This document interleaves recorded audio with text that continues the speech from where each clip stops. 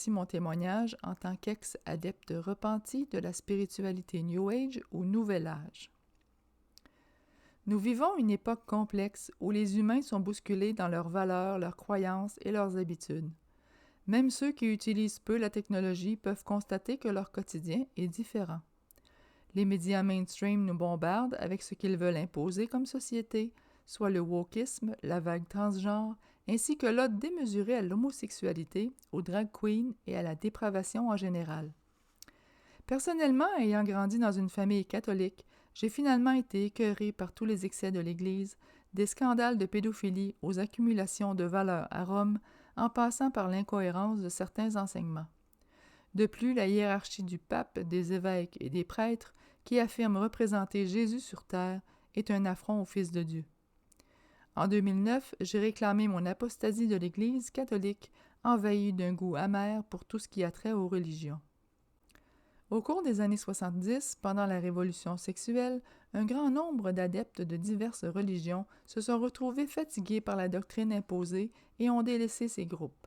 Quelle belle occasion pour leur proposer une religion différente, plus libre, qu'on appellerait plutôt spiritualité, et qui prendrait sa source en soi-même. Le New Age est donc devenu, au fil des décennies, le refuge de ces rebelles. Puis en 2021, en parcourant YouTube, je me suis laissé séduire par une philosophie donnant beaucoup de pouvoir à l'âme et qui désigne Dieu en utilisant plutôt les mots univers, la source, le sacré ou le divin. Or, Dieu est le créateur et l'univers est la créature, la création. Au fil des mois, cela faisait de moins en moins de sens. J'ai pourtant adopté des croyances concernant la réincarnation, la souveraineté de l'humain, le fait que chacun est une partie de la déité détenant des pouvoirs de manifestation, de guérison. Je croyais aussi au pouvoir des cristaux, à l'astrologie, à la géométrie sacrée telle la fleur de vie, à la chiromancie par les oracles et les tarots, ou encore le pendule, que la Terre est en route vers la 5e dimension. Oui, j'ai cru à toutes ces choses, en ayant la conviction que je me rapprochais ainsi de Dieu et de Jésus. Car bien qu'ayant rejeté le catholicisme, je croyais à un être suprême que je nommais Dieu, et j'avais fait la paix avec Jésus, après avoir fait plusieurs fois fausse route. Je me suis laissé influencer par des livres de croissance personnelle, par la série Conversations avec Dieu de Neale Donald Walsch, par le livre et le film The Shack. Tout cela me confortait dans mes faux ressentis qui n'étaient qu'un moyen de me simplifier l'existence en ne donnant aucune crédibilité à des écrits saints millénaires nommés la Bible et que je n'avais perçus que comme une menace à ma liberté. Après 2 ans, le New Age était devenu un mode de vie, fait de tirages de cartes, de méditation, de rituels de purification et autres procédés dont je ne connaissais pas encore l'origine et encore moins les effets négatifs. L'autosuggestion étant un puissant moyen de se convaincre de quelque chose, même à tort, je me croyais sur la bonne route pour me rapprocher de Dieu, de Jésus, de faire grandir mon âme, guérir mes blessures et devenir la meilleure version de moi-même. Je me permettais même de juger les humains qui n'étaient pas éveillés, qui ne travaillaient pas à augmenter leur taux vibratoire et ne voulaient pas croire aux galactiques ou encore sauter à pieds joints dans toutes les théories du complot en vigueur sur cette planète.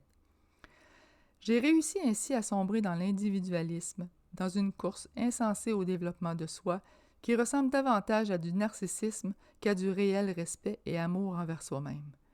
J'ai toujours été sensible aux vibrations, et ce que je ressentais n'était pas toujours agréable, puisque l'occulte et les pratiques du New Age ouvrent la porte aux bases astrales, aux démons et autres entités négatives.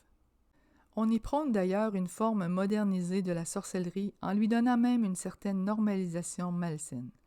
Durant ces années, j'ai écrit plus d'une 30aine de podcasts pour une chaîne YouTube qui n'existe plus. Je ne pouvais laisser les gens accéder à ces croyances débiles et tordues alors que je n'y adhère plus moi-même et comprends maintenant leur côté satanique. Puis, par un heureux hasard, ou plutôt par la grâce de Dieu, je suis tombée sur des témoignages vidéo de gens qui ont eux aussi vécu le mal-être que je ressentais, tout en m'efforçant de me convaincre que je vivais dans le bonheur. J'ai pu alors identifier que je m'étais engluée dans la spiritualité New Age.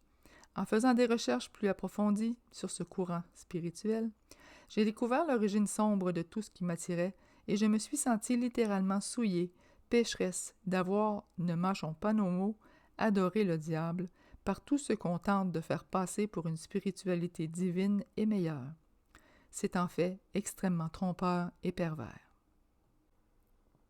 Pour l'historique, le New Age trouve ses racines en 1875, alors qu'Helena Blavatsky a fondé la Société théosophique, où était enseigné un mélange de préceptes hindous, bouddhistes, ésotériques et issus de la connaissance cachée pour les initiés. Puis, de 1915 à 1922, Alice Bailey, astrologue et médium, a fait partie de cette société. Cette dernière a écrit plusieurs ouvrages qui formaient les concepts de la spiritualité moderne, en incluant la magie, la loi d'attraction, l'astrologie, la réalisation de soi, la méditation, la médiumnité, la clairvoyance, la télépathie, l'énergie, la canalisation, le lâcher-prise, le karma, les corps éthériques, le taux vibratoire, l'ego, les maîtres ascensionnés, la connexion au grand tout, le un, l'intuition, etc. En 1957, elle a même écrit un livre s'intitulant « Extériorisation de la hiérarchie », traitant du nouvel ordre mondial via l'ONU.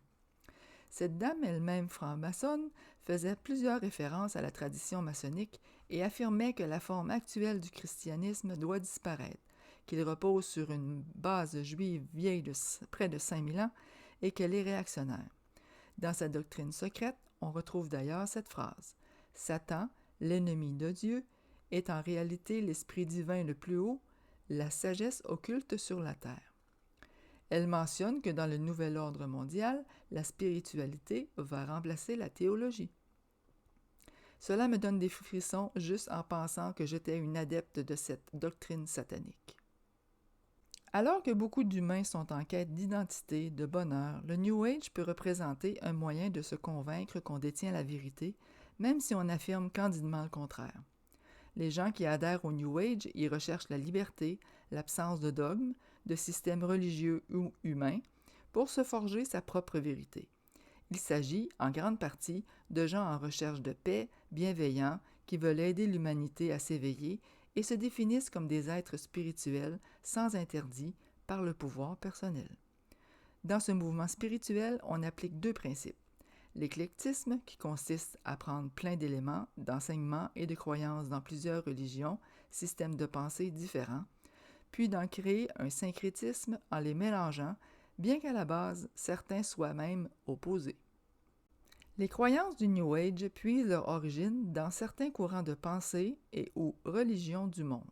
On y retrouve le panthéisme, le monisme, le relativisme, la réincarnation et le karma, le féminin sacré, que l'objectif d'une vie est l'éveil spirituel et la réalisation de la déité en soi, que le salut de l'humanité passe par l'éveil et l'augmentation du taux vibratoire de la Terre.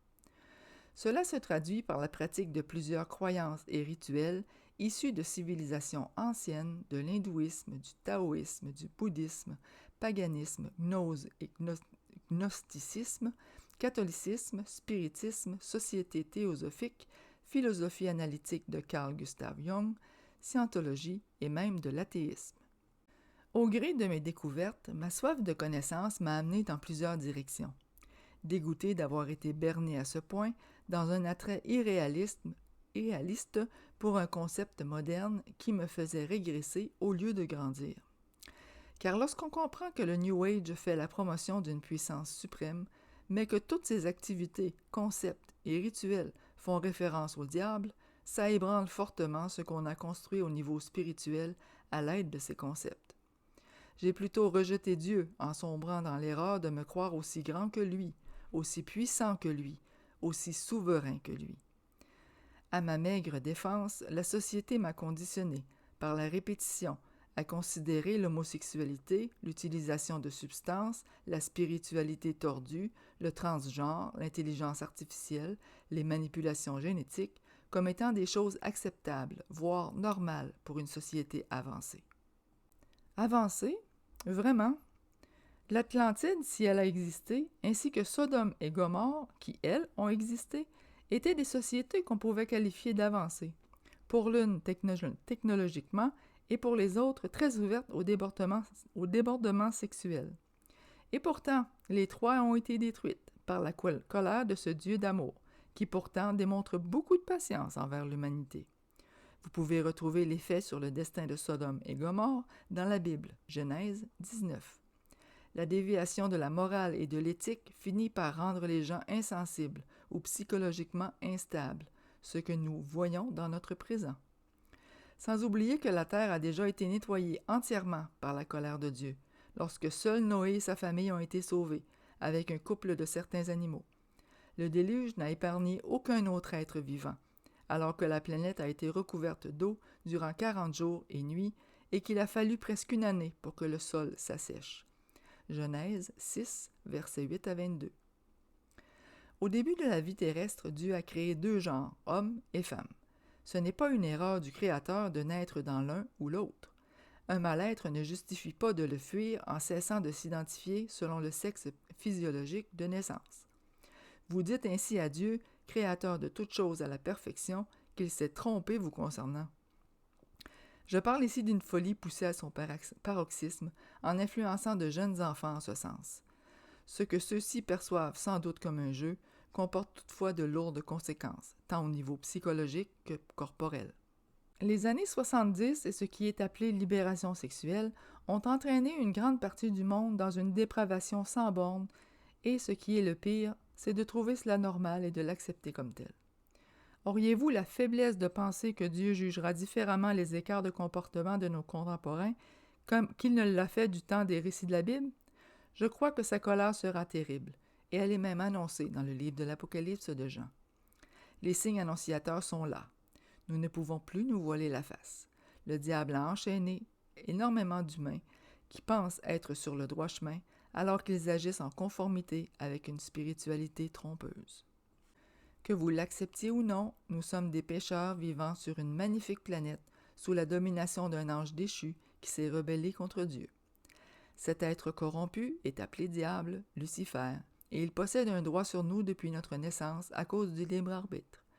Ainsi, nous avons le choix de nous laisser influencer par le mal ou nous repentir de nos péchés et suivre Jésus.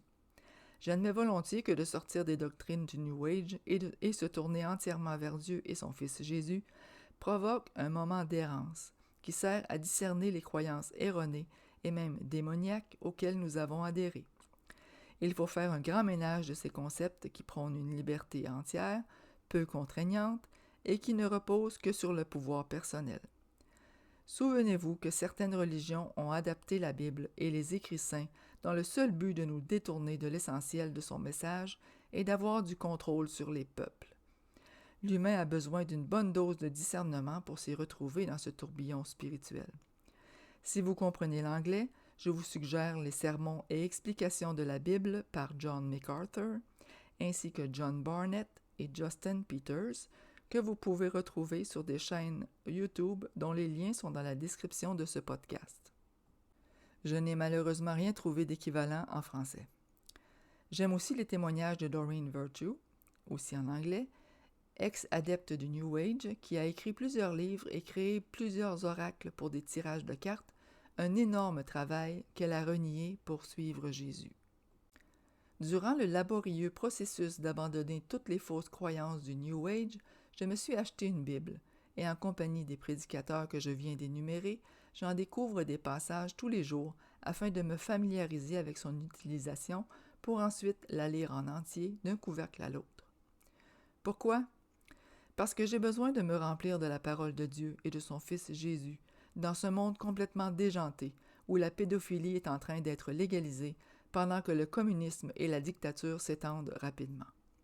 J'ai besoin de me raccrocher à l'amour du Créateur pour sa création, même si je constate de plus en plus que sa colère est appelée partout sur une planète ravagée par des actes et des croyances diaboliques.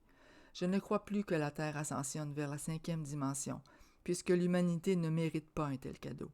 Les limites morales et éthiques ont été dépassées depuis belle lurette. Pourquoi la civilisation actuelle aurait droit à davantage de considération de la part du Créateur alors qu'elle baigne dans le péché sans même oser s'en repentir ou au moins s'en sentir coupable?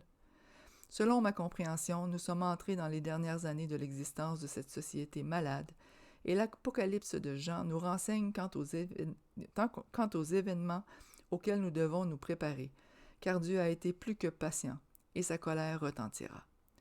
En terminant, si je devais porter une étiquette, je m'identifierais comme disciple de Jésus. Bon courage aux humains qui sauront se repentir et suivre le Christ dans ses enseignements. Pour les autres, je prierai pour vous. Le choix est vôtre et les conséquences également.